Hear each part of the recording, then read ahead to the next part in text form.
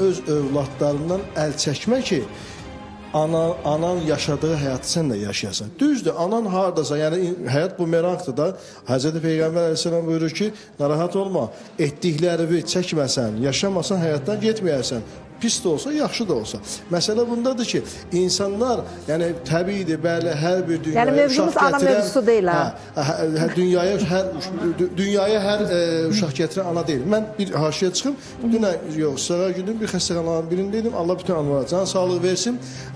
Onu həkimə aparmışdım, onu da fürsətdən istifadə edim. Bu gün mən anamın 70 illik günlüydü. Bugün. Ay, nə gözəl, əllərindən ötürü anamızı. Razı olsun, belə buradan da təbrik edirəm anamı. Biz də təbrik edirik. Allah razı olsun. Aparmışdım müayinə üçün. Mən orada növbə gözləyirdim. Gördüm bir gənc gəlin, yəni olardı maksimum 25 yaşı olardı. O, cəmaatın içində öz uşağı ilə o qədər çirkin rəftar elədi. Mən utandım şəxsən. O da anadır. Onun yanında uşaq var.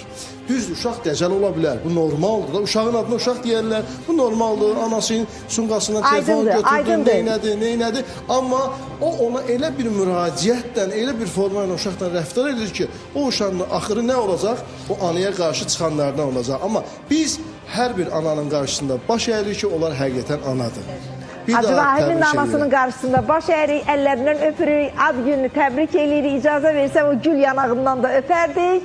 Bayramı bugün təbrik olsun, bilirik ki, bu özəl gün, şad gün, ad günü hər bir kəsin həyatında bu 365 gün içində bir gün onun özəl bayramıdır. Bugün də bizim əziz qardaşımızı dünyaya gətirən o gözəl anamızın bayramıdır. Ana əllərindən öpürük, təbrik edirik. Buyurun. Nurana xanım, hər kəs